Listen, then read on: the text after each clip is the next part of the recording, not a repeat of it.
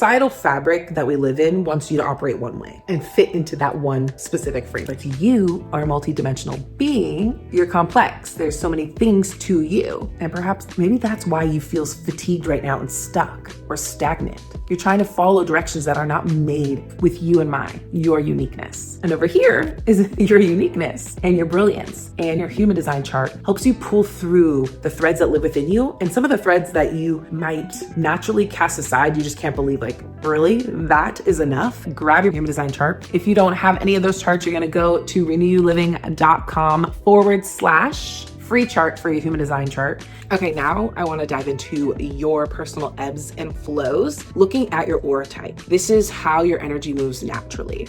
A lot of the time, your stuck points, being burnt out, finding that friction and resistance lives in operating in a way that you're not built to operate, right? It's trying to fit yourself into a box that is not made for you. And your aura type is revealing that in human design. If you spent all your years just anchoring in to your energy type, that would be all you need to do to help in the deconditioning process. And when we're deconditioning, I mean, we're shedding the things that don't serve us. We're casting away the processes that are not built for us. We're learning how to anchor into our body, trust ourselves, make decisions based off of our intuitive marker and our higher self versus listening to external noise and being swept up by things that we see and feeling like we're not enough. And so we need that in order to be enough. There are 5 different types. We have reflectors, manifesting generators, and projectors. And if you want to know a little bit more about the basis of human design, and this is like the first time you're hearing about it, or you've heard about it before, but you haven't really dove into it, and you want to know a little bit more about your energy type, you can watch this video here. I love to know what energy types we have here. Comment below your energy type. Are you a generator? Are you a manifestor? Are you a reflector? Let's see who's in the community, and say hi to one another in the comments below.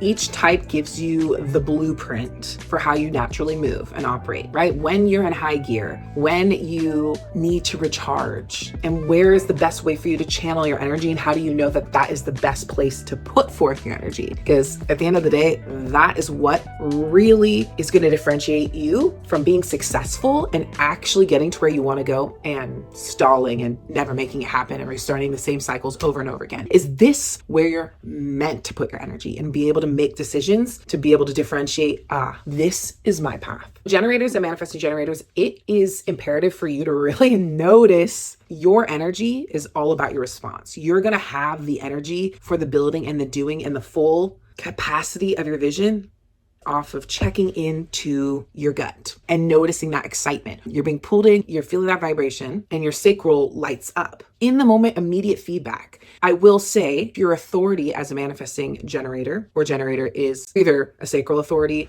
or an emotional authority. You're always going to start with that sacral response. You're going to notice. You're going to be like, feel that vibration. It's instant. And it's also the rejection of the thing. It's like, For me, I literally am like, my face crunches and I'm like, and people get really offended. I'm just like, sorry, it's a no for me. It's hard press. But when you have that emotional authority, you notice that sacral, and then you ask for space and time because you need to feel your emotional wave of what does it feel like in the high excitement and what does it feel like in the low, low, low. And as it starts to even out, you're going to really see, okay, what am I feeling and leaning into the most with this? And when you come to that clarity is when you know, okay, yes, let's make that trip to Hawaii happen, whatever it is. But that guttural response is that eternal go signal that tells you to dive in. And your success comes from this space, literally following your joy, literally following what lights you up. And it doesn't matter any of the conditioned thoughts that might come in that's going to try to deviate you from that, because logically, maybe there's some logic in there. It's like, well, logically, how does that make sense? How do I make that happen? And it's like, that's not for you to really sort out right now. It's for you to just lean in and know and start with what you do know and build your plan from there. And the uncomfortable part of this process is sometimes you're in a void and you're waiting for that spark to come. That happens with me all the time. And it's easy to get shameful and think, oh, well, I'm not doing enough. But the reality is when I lock in and it's right, I'm doing.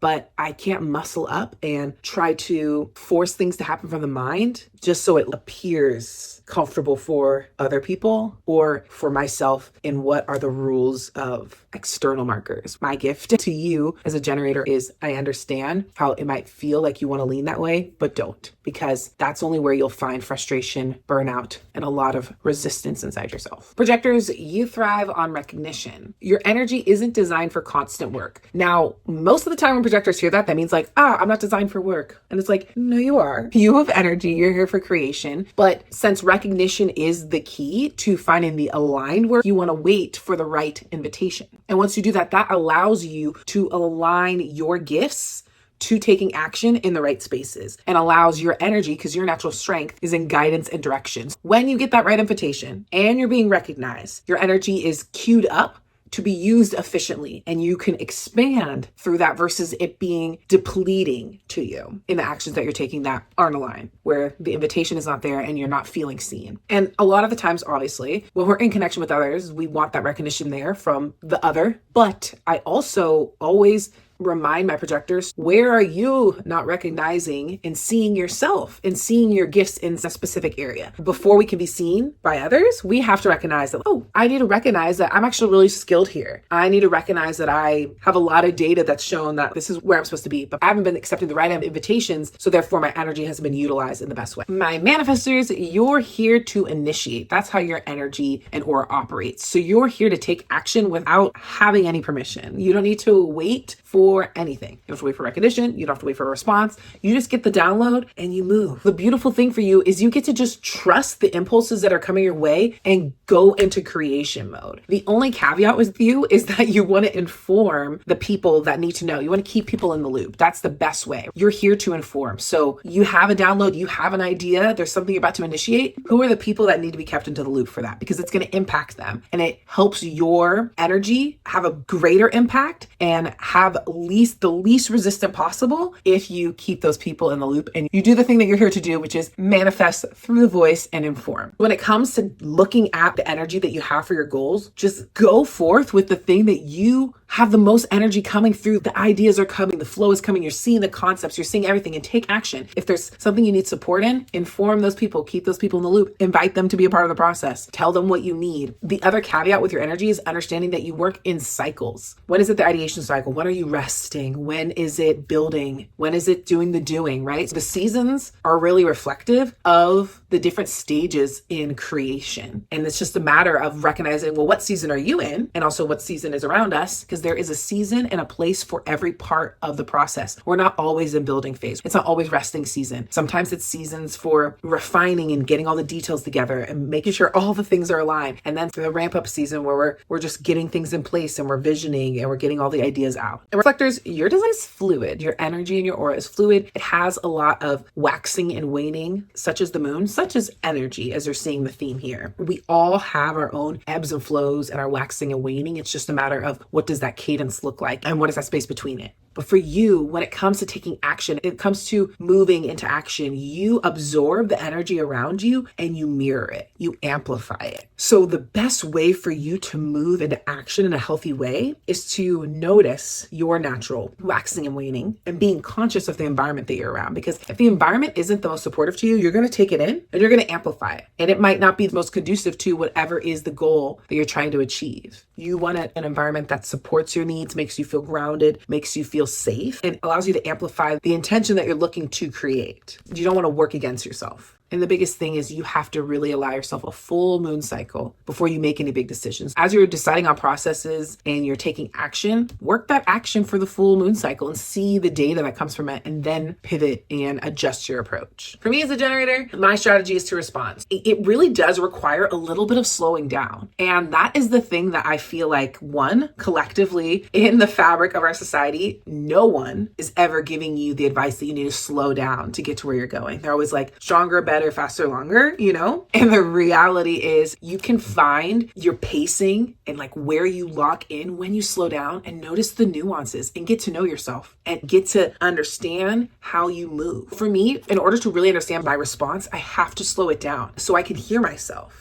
To make sure that I'm muscling up from here and really making sure it's excitement, really noticing when there's fear in the equation. Like, oh, I'm actually excited about this potential. Sometimes I notice I'm excited about a potential. I'm like, yes, but then there's this like fear and I have to understand, okay, that's just fear. That's not really resistance. That's not a no. And sometimes my partner, Louis, he always playfully reminds me when it's like, no, that wasn't a yes. That was a no. Your immediate response was, I saw the flex of no, but then you kind of just were going to push through it anyway. The key to your success success, the key to your momentum, the key to actualizing and seeing your goals come to fruition is knowing when your body is saying yes, knowing what you actually want, what you're actually working towards, and knowing when the answer is no. And a lot of the times we're saying no to a lot more things than we're saying yes to, and being okay with that. Your action step for the next 30 days to get into this embodiment and this practice with your energy so that you can be clear on the goals that you're working towards, the things that you're saying yes to, the opportunities, where you're taking your action, where you're doing the doing in the creation process, your part. You're going to identify your type.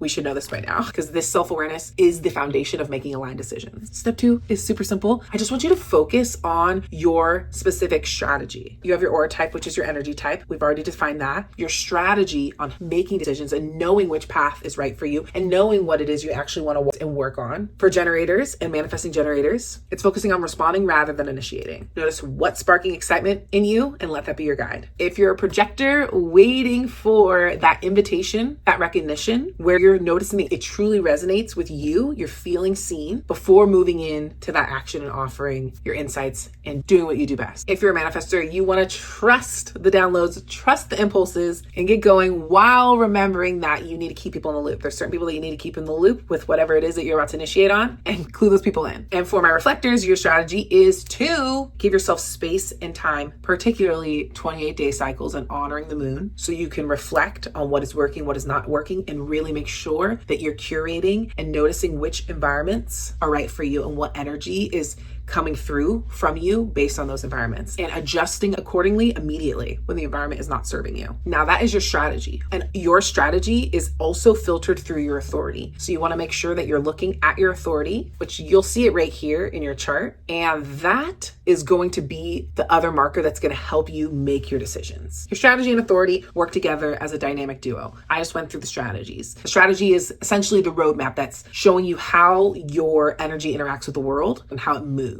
Then how to make that most aligned decision into taking that action. Your authority reveals that path. That's your inner compass, or what I call your inner voice. The signaling that you get there is in your body, and it's going to show you whether that decision is aligned or not. The right action to take that's going to support you and put you in the path of least resistance, or not. Feel like it's climbing uphill and feel like you're going against the stream. Which one? Which one do we want? You have your energy type that shows you how your energy moves, how your energy interacts in the world, your magnetism. Then you have your strategy that guides you to the right opportunities and responses. Then your authority confirms whether those opportunities and actions truly align your most authentic self. Because what we're recognizing here so far is that we've been taking arbitrary actions that have left us burnt out, left us stalled, left us falling down the hill, demotivated, not really getting anywhere, repeating the same cycle over and over, getting to the same part and then starting over, right? Wasting our energy, doing for the sake of doing. Understanding our energy, our strategy, and authority ensures that every step that you take is intentional and sustainable. So you're actually gonna freaking get there with more ease, not friction. We're minimizing second guessing. We're building back trust back to ourselves, and we're learning how to honor our body, our energy. And then we can move forward with our shoulders back and our confidence high because we're clear and we trust ourselves and we're confident because we know we got this. We can sustain this. Let's go. And we build our capacity from there. We expand wider in our capacity, and we also get rooted deeper and stand taller in ourselves. That's the embodiment practice of this all. It reflects in your energy. It reflects in how you literally live and hold yourself. Like, brilliant. Instead of just this big dream and ideal and like one day I'll get there, you're taking a series of authentic, intentional, well-aligned actions that over time snowball and rapidly lead to your lasting success. How can we experiment with this for the next 30 days? Let's have a little action plan. I want you to take one decision in your day, just one, where you're going to choose to intentionally honor your energetics, your human design. You're going to make the decision based off your strategy and authority. You're going to journal about what happened, how you felt, any pieces, resistance, opening, expansive, like it's going to get nuanced. We want to be as nuanced as possible and kind of just sit and wait and like, how did that feel? How did it go? Did I get locked? Did it feel freeing? And then the rest of the day was set up for success? What clarity did you get? What information is emerging from this one decision? And then we're going to go back after this 30-day experiment and we're going to see a pattern emerge. And it's going to help you anchor into your process. And then this is the way that you do it, not the way others do it, not how other people get it done. Like I've locked into how I get it done. Yes. Before you really put it all together and create your master plan on how you can hack your way to having it all and more, it all really starts with getting real with yourself, because true success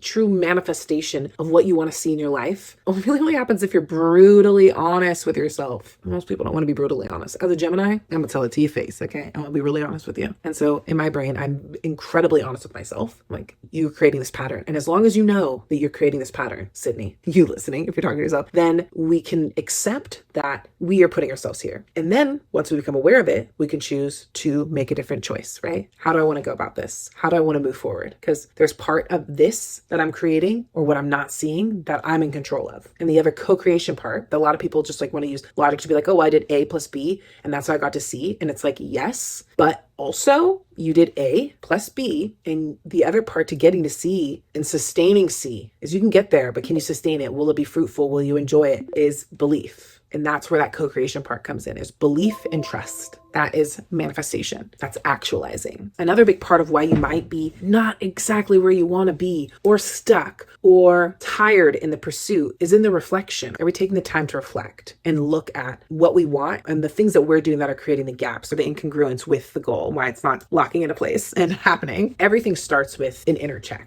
And getting clear, identifying. For example, let's make one of the things that's on your heart and a goal that you want for this year is that you want a partner. You want your dream partner to walk through the door this year. You got to ask yourself, am I putting myself in the spaces for that type of person that I want to come through? Or am I putting myself in the spaces where people aren't actually serious about a relationship? That's a way to kind of talk to yourself and notice like, okay, well, what's happening that I don't like, or why hasn't been happening? Okay, I want a partner, but am I making myself available to meeting anybody new? Am I putting myself in communities where maybe I can meet somebody that likes some of the same things that I do? So you love volleyball and you're like, have I joined the intramural team yet? Have I gone to a game? Or are you going about relationships in the ways that everybody else is doing it? And perhaps that's not in alignment with the type of relationship that you want, right? These are the questions that you just want to ask yourself. Am I being really honest? This is the reason why it hasn't happened yet, is because I'm taking actions that aren't aligned with exactly what I'm wanting. And then getting clear on, okay, thing that I want, action that I'm taking,